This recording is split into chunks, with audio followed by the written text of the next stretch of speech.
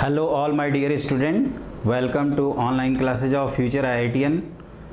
तो स्टूडेंट, अभी तक हम लोगों ने प्रोग्रेशन में अपना AP sum of sum of n terms of AP और आपका एन टर्म से रिलेटेड हम लोगों ने कंसेप्ट पढ़ लिए हैं, उस पर क्वेश्चंस भी किए हैं और प्रॉपर्टीज ऑफ एपी भी पढ़ रखा है। लास्ट क्लास में जो हमने टू साइमल्टेनियस एपी के बारे में जो क्वेश्चन कराया था, उसको आप ज़रूर उसको बार बार रेगुलरली रिवाइज़ करते रहिएगा, क्योंकि वो एक इम्पॉर्टेंट पार्ट है जो कि कभी भी एग्ज़ाम में आ सकता है और जेईई मेन उसको पूछ सकता है। जहाँ तक उसके आगे का सवाल है, तो अब हम लोगों को मेनली पढ़ना है अर्थमेटिक मीन और उससे रिलेटेड कुछ क्वेश्चन सॉल्व करेंगे। लेकिन पहले एक कंसेप्ट पढ़ते हैं। देखिए, जैसे मान लीजिए कि कोई भी सीक्वेंस है ना, फॉर एनी सीक्वेंस आप ये ध्यान रखो कि जैसे हम लोग सम एन का मतलब होता है सम ऑफ एन टर्म्स, तो इसको लिखा जाता है a1 a2 a3 up to a of n-1 और कहाँ तक लिखेंगे an तक। ये ध्यान रखना है, हम किसी भी सीक्वेंस के बारे में बात कर रहे हैं। ये सीक्वेंस आपका AP भी हो सकता है, GP भी हो सकता है, या कोई अदर सीक्वेंस भी हो सकता है ना। इसमें ये टर्म्स किसी में भी हो सकते हैं आपके। तो Sn का मतलब होता है सम ऑफ फर्स्ट एन टर्म्स, मतलब a1 से लेकर an तक का सम। तो एक चीज़ आप ध्यान रखिए कि अगर a1 से लेकर an तक के टर्म्स हैं तो उसको हम क्या कर रहे हैं, Sn। S1 का मतलब क्या होगा, वन टर्म। S2 का मतलब sum of first two terms. S3 का मतलब sum of first three terms. तो उसी तरह से अगर हम आपसे बात करें कि S ऑफ n-1 का मतलब तो सम ऑफ फर्स्ट n-1 टर्म्स, तो ये हो जाएगा आपका a1 plus a2 plus a3 से लेकर कहाँ तक लिखेंगे इसको, तो a ऑफ n-1 तक। अब आप क्या करिए, इन दोनों को सब्ट्रैक्ट कर दीजिए। तो from first equation minus second equation से सब्ट्रैक्ट करोगे तो Sn minus S of n-1, ये आपका आ जाएगा an। ठीक है, या इसी को हम लोग दूसरे तरीके से लिखते हैं a of n equal to S of n-S of n-1। ये आपका क्या है, अगर आपको n टर्म का सम ऑफ n टर्म्स का फॉर्मूला पता है तो Sn minus S of n-1 कर दीजिएगा, उससे आपको an मिल जाएगा। लेकिन सबसे इम्पॉर्टेंट ये चीज़ है इसमें कि ये n ग्रेटर देन और इक्वल टू 2 के लिए होता है, बिकॉज n इक्वल टू अगर 1 रखते हैं, जैसा कि हमने आपको स्टार्टिंग में बताया है कि an जब लिखा जाता है तो इसका मतलब होता है nth टर्म या टर्म एट nth पोजीशन। इसका मतलब ये जो first second third nth numbers हैं, ये आपके क्या होते हैं, नेचुरल नंबर्स। तो n ग्रेटर देन और इक्वल टू 2 के लिए ही ये फार्मूला वैलिड होगा, क्योंकि इसकी भी मिनिमम वैल्यू नेचुरल 1 के इक्वल हो सकती है, क्योंकि इसको हम जीरो नहीं लिख सकते। अगर इसको जीरो लिखेंगे मतलब जीरो टर्म का सम, और उस तरह का कोई टर्म एग्जिस्ट नहीं करता अपने सीक्वेंस सीरीज में। तो ये चीज़ ध्यान रखिएगा। अब सवाल ये उठता है कि nth टर्म का फॉर्मूला तो ये हो गया और ये 2 ऑनवर्ड सारे टर्म्स दे देगा, लेकिन S1 की वैल्यू मतलब फर्स्ट टर्म कैसे निकालें, तो उसको अलग से आप मेंशन करके लिखिए। A1 अगर आपको निकालना है तो आप क्या करिएगा, जो आपको क्वेश्चन दिया रहेगा जिसमें Sn का फॉर्मूला दिया रहेगा ना, उसी में आप n की वैल्यू 1 पुट कर देना। तो ये हम लोग क्या करेंगे, n की वैल्यू 1 पुट कर देंगे तो आपको मिल जाएगा इन Sn में। अगर n की वैल्यू 1 पुट करोगे तो क्या मिलेगा, S1, और S1 ही बेसिकली अपना क्या होगा, फर्स्ट टर्म। S2 पूछा जाए मतलब सम ऑफ 2 टर्म्स, मतलब a1 प्लस a2। तो इस तरह से भी आप डिसाइड कर सकते हैं, और ये किसी भी सीक्वेंस के लिए वैलिड होगा। जैसा कि हमने AP में आपको बताया है, AP के लिए क्या होता है कि ये जो Sn होता है वो क्वाड्रेटिक एक्सप्रेशन इन n आता है विथ कांस्टेंट टर्म 0। ठीक है, तो वो आपको ध्यान रखना है। और सिमिलरली आपका जो n टर्म है वो AP के केस में लीनियर एक्सप्रेशन ऑफ n आता है। तो ये कंसेप्ट इम्पॉर्टेंट है, इसको ध्यान रखिएगा। और ये किसी भी सीक्वेंस के लिए आपका होल्ड करेगा, क्योंकि हमने यहाँ पे AP है, GP है या HP है या कोई अदर सीक्वेंस है, वो मैटर नहीं करता। तो इस तरह के भी क्वेश्चन आए हुए हैं आपके एग्ज़ाम में, तो ये आपको कंसेप्ट इंपॉर्टेंट है, तो इसको ध्यान रखिए। आपको क्या करना है, 2 ऑनवर्ड्स जो टर्म है वो Sn minus S of n-1 से निकाल लीजिए, और जो फर्स्ट टर्म है वो डायरेक्टली अपना Sn का एक्सप्रेशन जो है उसमें n इक्वल टू 1 पुट करके निकालिए। तो इस तरह से आपको n टर्म का एक्सप्रेशन मिल जाएगा और उससे आप कोई भी टर्म्स निकाल सकते हैं। अगला टर्म होता है इसमें अर्थमेटिक मीन का। तो अगली हेडिंग आप लोग लिखो, अर्थमेटिक मीन। ठीक है। अर्थमेटिक मीन मतलब पहले तो डेफिनेशन क्या है अर्थमेटिक मीन का, तो उसको देखते हैं। अरिथमेटिक मीन है ना, इसको हम लोग शॉर्ट फॉर्म में अब कहेंगे अर्थमेटिक मीन मतलब AM। तो इसमें क्या है कंसेप्ट, पहले कंसेप्ट पे जाते हैं। तो कंसेप्ट ये है कि अगर 3 नंबर्स आपके, कोई भी 3 नंबर्स एक AP फॉर्म करते हैं तो मिडिल वन को हम लोग अर्थमेटिक मीन ऑफ अदर 2 कहते हैं। तो इसकी डेफिनेशन यही है कि if 3 numbers are in AP then middle one is called arithmetic mean of other 2। ठीक है ना, तो ये है आपकी डेफिनेशन। कोई भी 3 नंबर्स जो AP में दिए हैं तो मिड वाले को हम बाकी 2 का अर्थमेटिक मीन कहते हैं। अब जहाँ तक सवाल है कि दैट इज़, ये आप कह सकते हो कि if ABC are in AP then B is called arithmetic mean of A and C। और जैसा कि हम लोग जानते हैं कि सिंस B इक्वल टू क्या होता है आपका A प्लस C/2 है ना, ये तो हम लोग पहले से ही पढ़े हैं। B minus A equal to C minus B, तो B की वैल्यू A प्लस C/2 आती है। तो A प्लस C/2 के करस्पॉन्डिंग आप कह सकते हो that is arithmetic mean of A and C which is simply average. Arithmetic mean का मतलब होता है एवरेज। आपको क्या करना है, नंबर्स को ऐड कर देना और जितने नंबर्स है उससे डिवाइड कर दीजिए। तो ये हो गया आपका arithmetic mean of A and C। For example आपको पूछा जाए कि अरिथमेटिक मीन ऑफ 2 and 18 कितना है, तो आप क्या लिखोगे 2 plus 18 whole divided by 2 which is 20/2 and 20/2 is 10। तो अरिथमेटिक मीन 2 और 18 का आ जाएगा 10। तो अरिथमेटिक मीन की पहले डेफिनेशन क्या है, तो अगर कोई भी 3 नंबर्स AP में दिए जाते हैं तो मिड वाले को अदर 2 का अरिथमेटिक मीन कहते हैं। Concept number 1 that is ABC अगर AP फॉर्म कर रहे हैं तो B को हम A और C का अरिथमेटिक मीन कहेंगे। A और C का arithmetic mean A plus C/2। आपको कोई भी 2 नंबर का अरिथमेटिक मीन निकालना है तो सिंपली आप उसका एवरेज ले लीजिए, इसी को कहा जाता है अरिथमेटिक मीन। अब देखो ये जो कंसेप्ट है कि if 3 numbers are in AP then middle one is called arithmetic mean of other 2, इस लॉजिक को हम आगे एक्सटेंड कर देते हैं।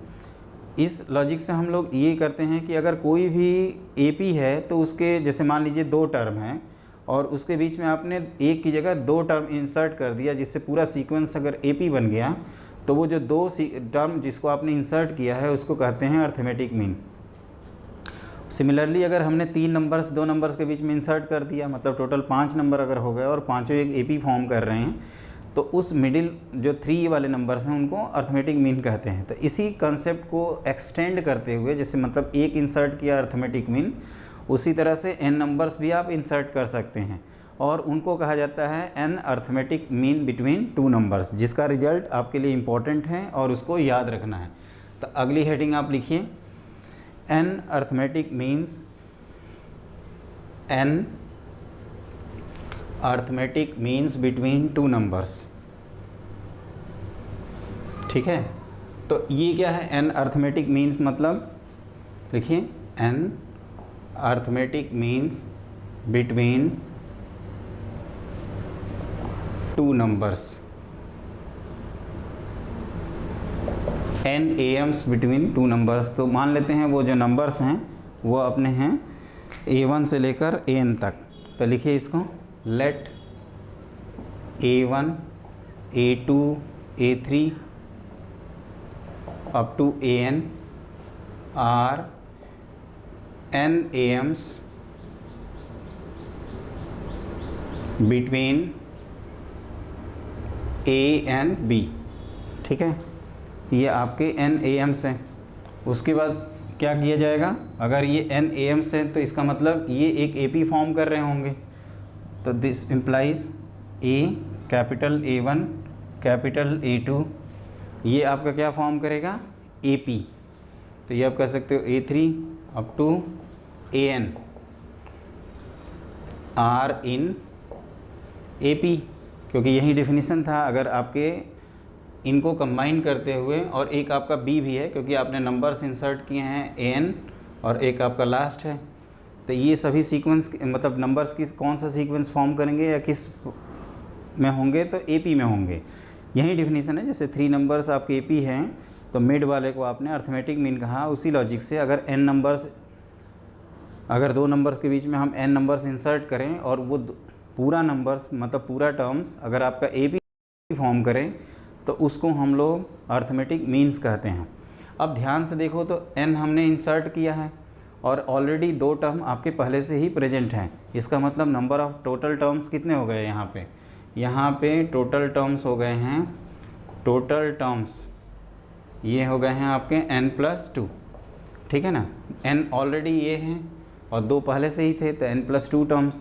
तो आपका दैट इज़ जो b है इज़ n+2 टर्म, जो लास्ट टर्म है वो n+2 टर्म होगा।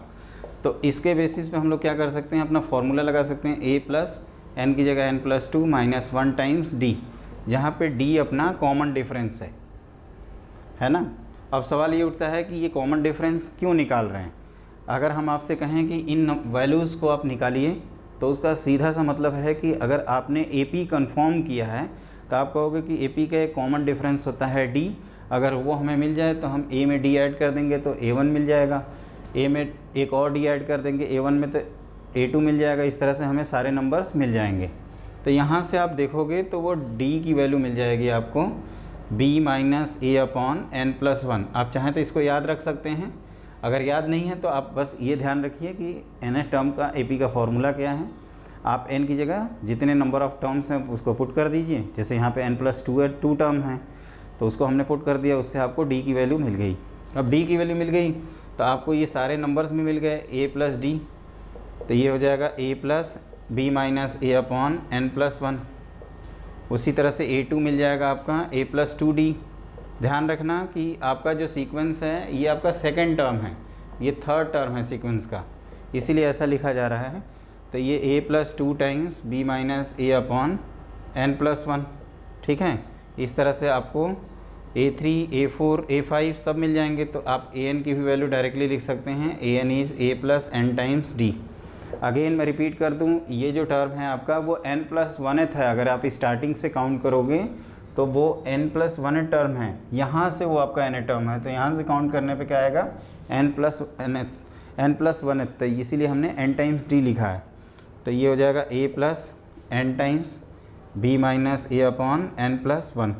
अब एक इम्पॉर्टेंट रिजल्ट है इससे रिलेटेड, क्या होता है कि इनका सम पूछा जाता है। जो a1 से लेकर an तक के अपने अर्थमेटिक मीन्स हैं, इनका सम का एक्सप्रेशन कितना है। तो उसको निकालने के लिए हम लोग क्या करेंगे, सिंपली इन सबको ऐड कर दिया जाएगा, है ना। तो अभी तक हम लोगों ने क्या किया, 2 नंबर्स ऑलरेडी दिए थे, n नंबर्स इंसर्ट किए, पूरा सीक्वेंस ए पी बना, ए पी का कॉमन डिफरेंस d माने, फिर अपना d निकल गया क्योंकि n प्लस टोटल टर्म्स थे 2, और जैसे d मिला तो आपको a1, a2, a3 up to an की वैल्यू मिल गई। अब आप क्या करिए, उन सब का सम कर दीजिए। तो अगला हेडिंग है सम ऑफ एन अर्थमेटिक मीन्स, ठीक है, सम ऑफ एन अर्थमेटिक मीन्स। तो वो लिखिए,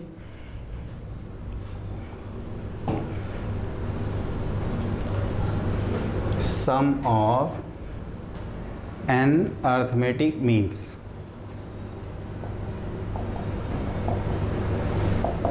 तो देखो इसका मतलब है कि a1, a2, a3 up to an तक का सम निकालना है।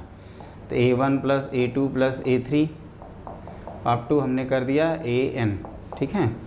तो आप ध्यान से देखो, इस तरह के n टर्म्स होंगे तो ये लिखेंगे हम लोग n टाइम्स a, और b minus a upon n+1 तो कॉमन आ जाएगा। तो यहाँ 1, 2, 3 इस तरह के कोफिशिएंट हैं, तो यह आ जाएगा 1 + 2 + 3 से लेकर n तक का सम, है ना, सबके टोटलिंग कर रहे हैं। अब n a और ये b minus a upon n+1 multiplied by n into n+1 upon 2।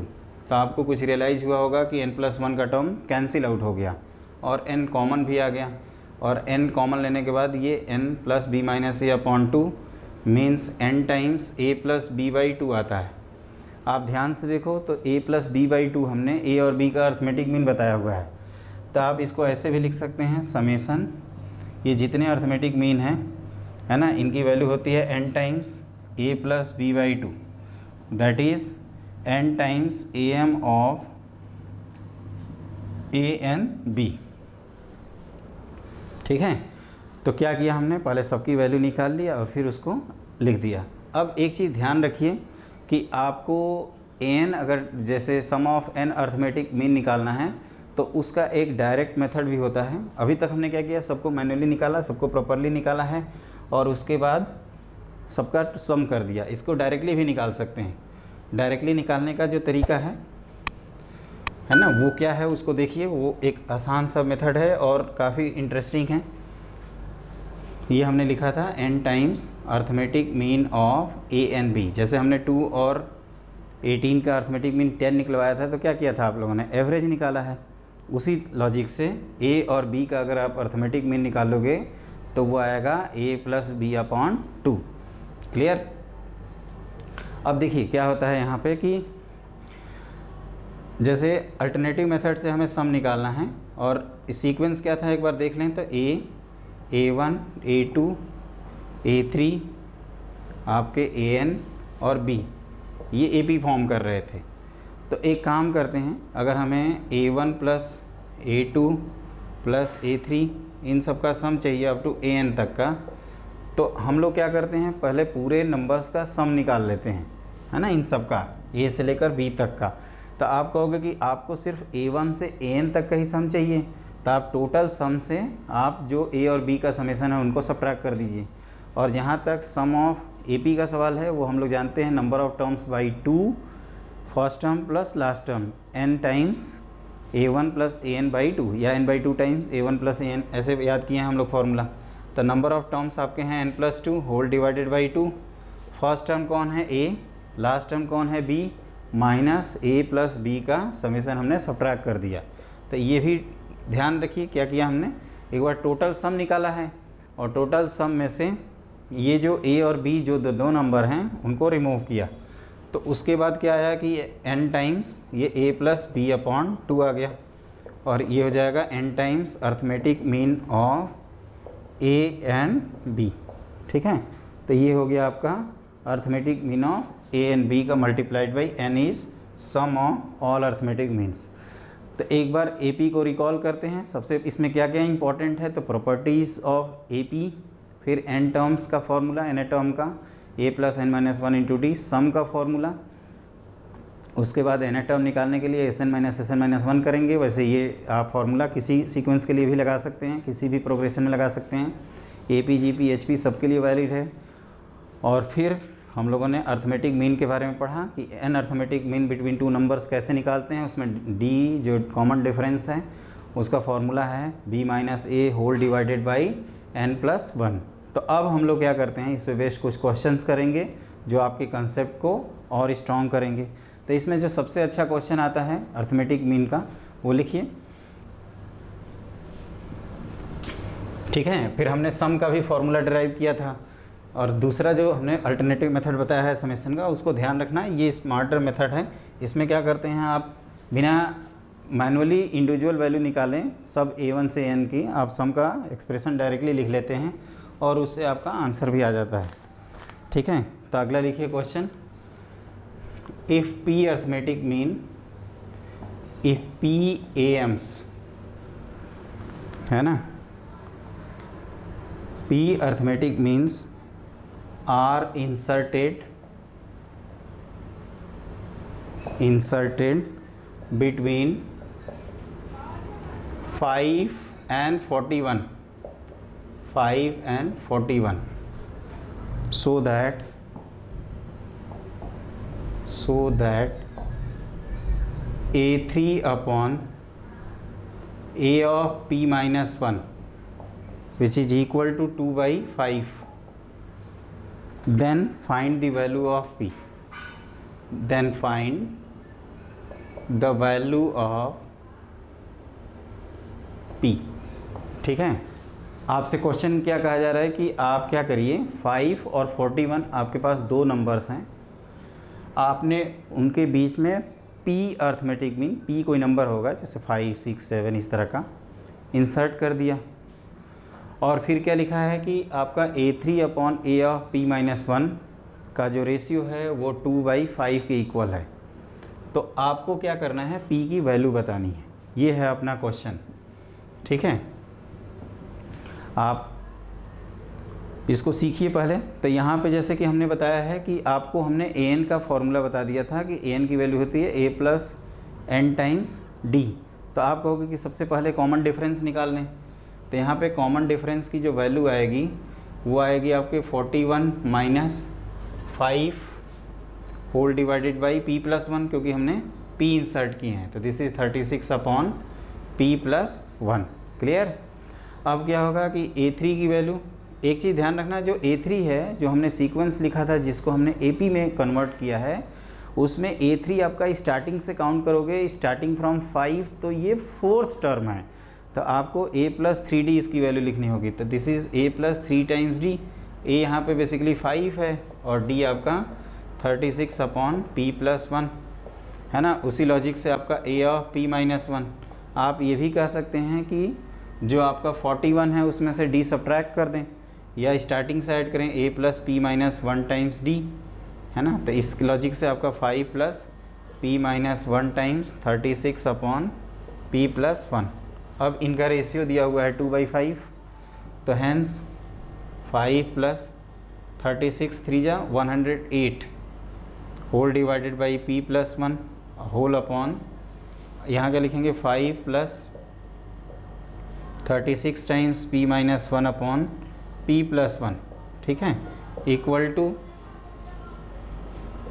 2/5। तो ये P+1 के टर्म कैंसिल हो जाएंगे, लेकिन उसके पहले आप LCM लिखे होंगे। तो 5P + 109 होल डिवाइडेड बाई, ये कितना होगा 5P + 5 + 36 है ना, 36 टाइम्स P - 36 है ना, ये 36 टाइम्स P है -36 इक्वल टू 2/5। तो ये सिंपल कैलकुलेशन है, आप इजीली वैल्यू P की निकाल सकते हैं।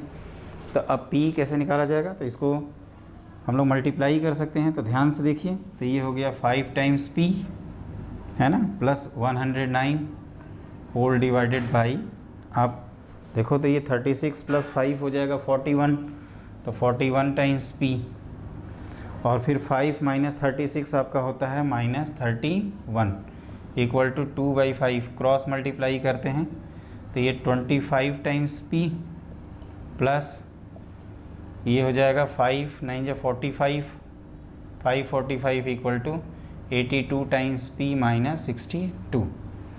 तो ये आपका आएगा 82 - 25 कितना हो जाएगा, 82 - 25, 82 - 25 आपका आएगा। इसको काउंट किया जाए तो 82 - 25 ही 67। एक बार कंफर्म करते हैं, 67 + 25 नॉट 67, इट इज़ 57।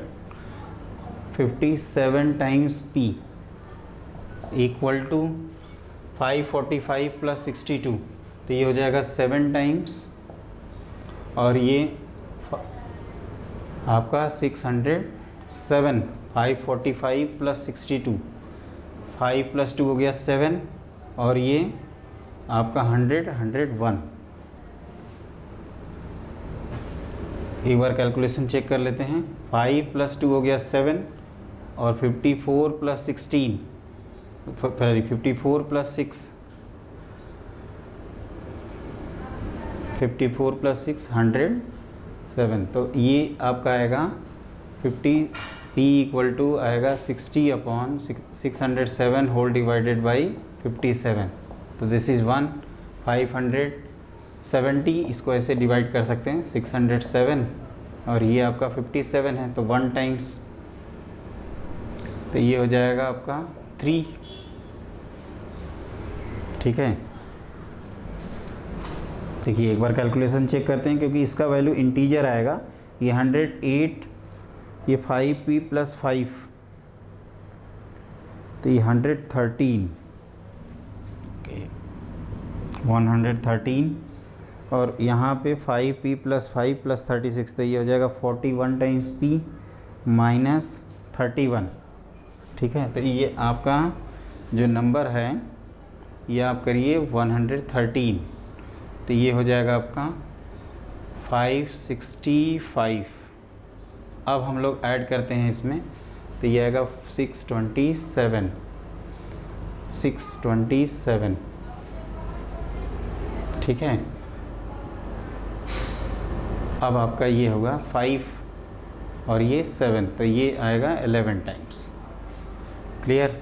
तो एक बार चेक भी कर लेते हैं, ये 11 से डिविजिबल है तो यस, 7 + 6 होता है 13 और 13 में से 2 सब्ट्रैक्ट हुआ तो 11, तो ये 11 का मल्टीपल है। वैसे भी आप कह सकते हो कि जो ऑप्शन दिया रहेगा, देखिए ये तो आपका एक प्रॉपर मेथड हो गया। इसमें आपने क्या किया, आपने A3 की वैल्यू प्रॉपर मेथड से निकाला, फिर AP ऑफ -1 निकाला और उसके बाद आपने जो 2/5 रेशियो दिया है उसमें रख दिया और P की वैल्यू ऑटोमेटिकली कितनी आ गई, P की वैल्यू आ गई अपना 11। दूसरा ये भी कर सकते हैं कि जैसे हमें पता है कि P की वैल्यू नेचुरल नंबर है, तो आप यहाँ पे P + 1 को 36 से डिवाइड करना चाहोगे, क्योंकि ये P + 1 भी एक इंटीजर आएगा। तो आप जो भी मेथड है, जैसे 11 रखने पे ये वैल्यू हो जाएगी 12 और 36 / 12 कितना हो जाएगा 3। तो D की वैल्यू अगर आप 3 रखोगे और उससे आप रेशियो लोगे तो वो डायरेक्टली आ जाएगा आंसर। मतलब ऑप्शन चेक करते हुए भी आप क्वेश्चन जल्दी कर सकते हैं, है ना, उससे आपका टाइम बचेगा। वैसे हमने प्रॉपर मेथड बता दिया।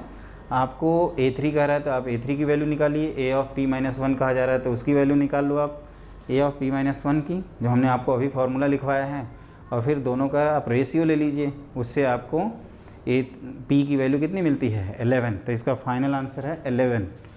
अगला देखिए, अगला क्या है कि जो हमने प्रॉपर्टीज़ ऑफ AP पढ़ा था, ये उसी से रिलेटेड क्वेश्चन है।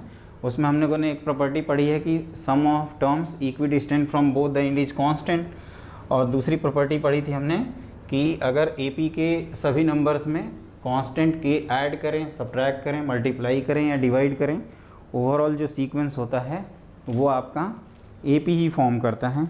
ये उसी से रिलेटेड क्वेश्चन है। ठीक है, तो लिखिए, if A², B², C² are in AP, then prove that, है ना। नो डाउट ऑब्जेक्टिव में ये प्रूविंग नहीं आएगा, लेकिन आपके ऑप्शन आ सकते हैं कि कौन कौन से स्टेटमेंट सही हैं। तो पहला पार्ट है आपका 1/B + C, 1/C + A और 1/A + B are in AP। और दूसरा पार्ट है कि A/B + C, B/C + A plus C/A + B are in also AP। ठीक है ना। तो आपको ये क्वेश्चन सॉल्व करना है। एक चीज़ ध्यान रखिएगा, जब भी आपको 3 नंबर्स को AP में प्रूफ करना है तो आप क्या करिए, उन नंबर्स का जो कॉमन डिफरेंस है, जैसे फर्स्ट और सेकंड का जो डिफरेंस है, और सेकंड और थर्ड का, मतलब second minus first equal to third minus second कर सकते हैं। ये आपके पास एक ऑप्शन है। और दूसरा ऑप्शन है कि हम लोग कांस्टेंट के वाला जो नंबर था, जिसको हमने ऐड सब्ट्रैक्ट करके रिजल्टिंग सीक्वेंस AP कहा था, आप उसका भी कंसेप्ट यूज़ कर सकते हैं। तो देखिए, हम एक तो है ही आपके पास ऑप्शन की AP दिए हुए हैं, तो इनका डिफरेंस आप इक्वल कर दो और इनका डिफरेंस निकालो, वो इक्वेशन ऑटोमेटिकली यूज़ हो जाएगा। और दूसरा तरीका ये है कि since A², B² C² are in AP। अब एक चीज़ ध्यान दीजिए कि ये जैसे B + C है, ये C + A और A + B, आप इन तीनों का प्रोडक्ट करेंगे तो क्या आएगा, A + B multiplied by B + C multiplied by C + A। तो हम लोग क्या करें, इसमें कोई भी नंबर ऐड जब कर सकते हैं तो A² + AB + BC + CA हमने तीनों में ऐड कर दिया। तो ये B² AB + BC + CA add किया, और यहाँ पे C² AB + BC + CA are in AP, है ना। ये भी पढ़े थे। ये कैसे, क्योंकि हम लोगों ने ये पढ़ा था कि ये कांस्टेंट नंबर के आप सब में ऐड कर सकते हो। तो यहाँ पे हमने K क्या कर दिया, ऐड कर दिया, और K का मतलब AB + BC + CA। अब आप ध्यान से देखिए, ये जो टर्म है ये फैक्टराइज हो जाएगा A + B और A + C में। उसी लॉजिक से इसको लिख सकते हैं B plus A, B plus C, फिर सी प्लस ए और C plus B are in A P. ठीक है, फिर आप a plus B, B plus C, C plus एक कांस्टेंट k नंबर से आप डिवाइड भी कर सकते हो। तो अब हम लोग क्या करेंगे, इसको a प्लस डिवाइडिंग बाई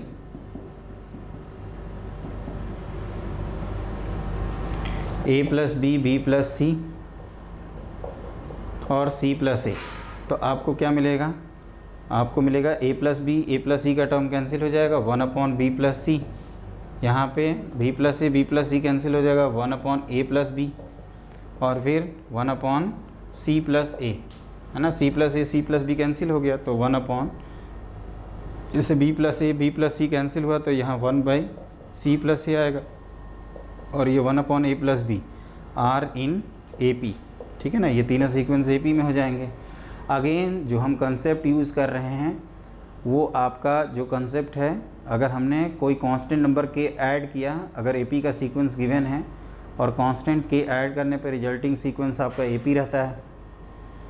ठीक है, और अगर आप सब्ट्रैक्ट भी करोगे तो वो ए पी ही रहेगा, मल्टीप्लाई करोगे तब भी ए पी, डिवाइड करोगे तब भी ए पी। तो हमने क्या किया, A B plus B C plus C A add किया तो ये टर्म दो टर्म के प्रोडक्ट में कन्वर्ट हो गए, और A plus B multiplied by B plus C multiplied by C plus C से जब डिवाइड किए हैं तो दो टर्म कैंसिल हो गया, जो बचा है उसको लिख दिया है। और यहीं आपका पहला पार्ट है 1 upon B plus C, 1 upon C plus A और 1 अपॉन ए प्लस बी को क्या करना था, हमें ए पी प्रूव करना था। तो ये पहला पार्ट हो गया। अब हम लोग ये भी पढ़े हैं कि अगर ये नंबर्स ए पी में हैं तो इनमें कोई भी टर्म मल्टीप्लाई कर सकते हैं सेम नंबर्स। तो अब आप क्या करिए, इसमें ए प्लस बी प्लस सी से मल्टीप्लाई कर दीजिए दूसरे पार्ट के लिए। तो इसी के आगे कंटिन्यू करते हैं यहाँ पे। तो A plus B C whole divided by B plus C, है ना, फिर A plus B C whole divided by C plus A and A plus C whole divided by A plus B are in A P. Clear. अब आप क्या करिए कि B plus C से B plus, जैसे इसमें सब में 1 सब्ट्रैक्ट करोगे तो ये आ जाएगा A upon B plus C plus 1, इसको ऐसे पहले लिख सकते हैं। फिर 1 अपॉन 1 प्लस, या इसको ऐसे लिख सकते हैं B upon C plus A plus 1, और फिर C upon A plus B plus 1 are also in A P. और फिर आप क्या करिए, 1 को सब्ट्रैक्ट कर दीजिए तो उससे आपका जो रिज़ल्ट है वो मिल जाएगा। ठीक है, तो एक आपके पास मेथड ये भी है कि this implies A upon B plus C, फिर B upon C plus A और C upon A plus B are in A P. ठीक है, तो इसमें क्या किया हमने, एक बार स्टार्टिंग से देखिए, आपको A square B square C square A P में गिवन है, तो आपने A B plus B C plus C A को ऐड कर दिया। ठीक है, उससे आपको क्या मिला, ए प्लस बी प्लस, जैसे वो फैक्टराइज हो गया, और फिर A plus B plus C plus A से आपने डिवाइड किया तो यहाँ पहुँचे, फिर A plus B plus C से मल्टीप्लाई किया और फिर 1 से 1 हमने सब्ट्रैक्ट कर दिया। तो इस तरह से हम लोग के दोनों पार्ट प्रूव हो गए। अगर बाई चांस ये क्लिक नहीं करता है, जैसे इस तरह के 4 ऑप्शन रहेंगे, अब उन्हीं 4 ऑप्शंस में आपको चेक करना है कि कौन कौन सा ऑप्शन सही है। तो ये अप्रोच आपके पास होना बहुत ज़रूरी है, तभी आप ऑप्शन चेक कर पाएंगे। अदरवाइज मान लीजिए ये क्लिक नहीं करता है तो 3 नंबर्स को एपी में प्रूव करने का जो सबसे बेसिक मेथड है वो ये है कि आप 2 के डिफरेंस सेम कर दीजिए। जैसे ए बी सी को एपी में प्रूव करना चाहते हैं तो आप बी और ए का जो डिफरेंस है वहीं सी और बी का डिफरेंस दिखा दो, उससे आपका जो सीक्वेंस है वो एपी प्रूफ हो जाएगा। और किसी भी सीक्वेंस को डिसाइड करने के लिए मिनिमम 3 टर्म्स का होना ज़रूरी है, क्योंकि अगर 2 टर्म्स हैं तो आपका सीक्वेंस अनप्रेडिक्टेबल है, मतलब इट में बी एपी और जीपी और एचपी या अदर सीक्वेंस भी हो सकता है, तो वो ध्यान रखिएगा। और इस तरह से हमने ये क्वेश्चन भी कंप्लीट कर लिया। एक क्वेश्चन और है, लास्ट क्वेश्चन, ये आपका सम वाले एक्सप्रेशन से रिलेटेड है, तो उसको करते हैं, फिर आपका ये एपी का जो सेक्शन है वो कंप्लीट हो जाएगा। ठीक है, तो लिखिए अगला क्वेश्चन, इफ़ नेक्स्ट क्वेश्चन है आपका, उसको लिखो,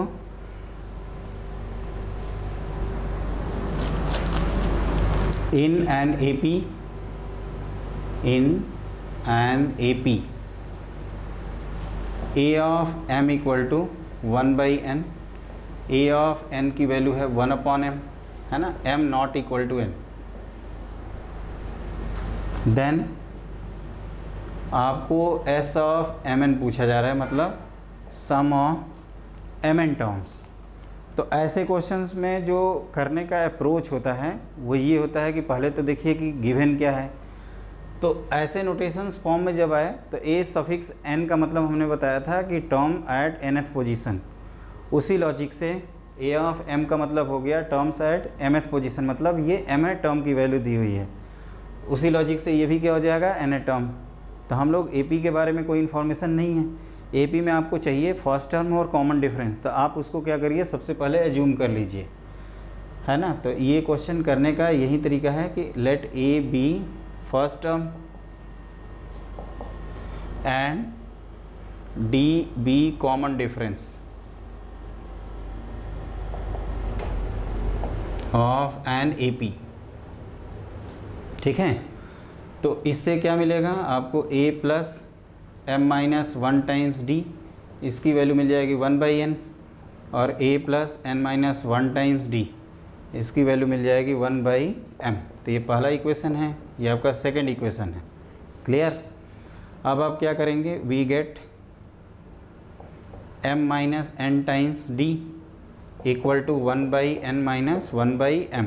तो यहाँ पे आप LCM लेना, तो m-n/mn। अब जैसा कि हमने कहा है कि m not equal to n, इसका मतलब होता है कि m-n की वैल्यू कभी भी जीरो नहीं हो सकती। तो अगर जीरो नहीं होगा तो आप इसको कैंसिल आउट कर सकते हैं, और d की वैल्यू आ जाएगी 1/mn। आप किसी भी इक्वेशन में पुट कर दो, जैसे फर्स्ट इक्वेशन में ही हमने पुट कर दिया, तो a plus m-1 times d 1/mn, इसकी वैल्यू 1/n के इक्वल आ गई। तो आप ध्यान से इसका कैलकुलेशन करिए, तो this is 1/n minus 1/mn, इसकी वैल्यू हो जाएगी 1/n कैंसिल आउट, और यहाँ से हमें a की वैल्यू मिल जाती है 1/mn। तो देखिए आपको a मिल गया है, a मतलब फर्स्ट टर्म मिल गया, कॉमन डिफरेंस मिल गया। तो आप किसी भी नंबर ऑफ टर्म्स का समेसन निकाल सकते हैं। जैसे आपको s ऑफ mn निकालना है, तो आप क्या करिए, सबसे पहले आप इसका फॉर्मूला लिख लीजिए। तो mn/2, उसके बाद क्या लिखेंगे, 2a प्लस, याद रखना जो सम का फॉर्मूला होता है उसमें 2a रहता है ना, not a, m-1 times d। तो अब यहाँ पे वैल्यू लिख दीजिए, तो mn/2, 2a मतलब 2 टाइम्स 1/mn। तो इस तरह से लिखा जाएगा mn-1 टाइम्स 1/mn। तो ये अगर आप सिंप्लीफाई करोगे तो ये आता है mn/2, और यहाँ आएगा 2/mn प्लस 1 माइनस 1/mn। तो ये फाइनली आ जाता है mn/2, फिर ये 1 प्लस 1/mn, ठीक है। mn से आप मल्टीप्लाई करेंगे तो mn plus 1 whole divided by 2, ये आ जाएगा आपका आंसर, ठीक है ना। mn plus 1 whole divided by 2, ये कंप्लीट आंसर है। तो इसमें बेसिकली आप कह सकते हो कि ये प्योर फार्मूला बेस्ड क्वेश्चन है। आप mth टर्म की वैल्यू लिखो, nth टर्म की वैल्यू लिखो, दोनों को डिफरेंस करते हुए आप a और d निकाल लीजिए। और जैसे ही आपका a और d मिल जाता है, मतलब पहला टर्म और कॉमन डिफरेंस मिल जाता है, इसका मतलब आप AP से रिलेटेड सारी चीज़ें निकाल सकते हैं। मतलब उसका सम का निकाल सकते हैं फार्मूला, या कोई PA टर्म का फार्मूला पूछा जा सकता है, या कोई भी चीज़ पूछी जा सकती है। एवरीथिंग आप निकाल सकते हैं उससे रिलेटेड, ठीक है। तो आज की मतलब जो क्लास है उसमें हम लोगों ने मेनली AP कंप्लीट कर लिया, अर्थमेटिक मीन, और जो हमने आपको फिर से एक बार रिकॉल करा दें, 2 साइमल्टेनियस AP का जो हमने सेक्शन बताया है उसको आप ज़रूर पढ़ते रहिए, क्योंकि वो आजकल JEE मेन में पूछा जा रहा है। JEE एडवांस में तो 2 बार रिपीट हो चुका है, तो उसको आप ज़रूर तैयार कर लीजिए। अर्थमेटिक मीन में उसका फॉर्मूला क्या है, कंसेप्ट क्या है, वो इम्पॉर्टेंट है। अगर आपको कंसेप्ट भी आता है तो आपका एग्ज़ाम में क्वेश्चन सॉल्व हो जाएगा। और प्रॉपर्टीज ऑफ AP से रिलेटेड जितनी प्रॉपर्टीज़ हैं, जैसे sum of terms, equidistant from both the ends constant, या कोई number add, subtract, multiply, divide करने से आपका जो रिजल्टिंग सीक्वेंस है वो AP रहता है, ये आपको याद रखना है। फिर 3 टर्म्स अगर AP में मानना है तो किस तरह से एज्यूम किया जाएगा, a-d, a प्लस d करके।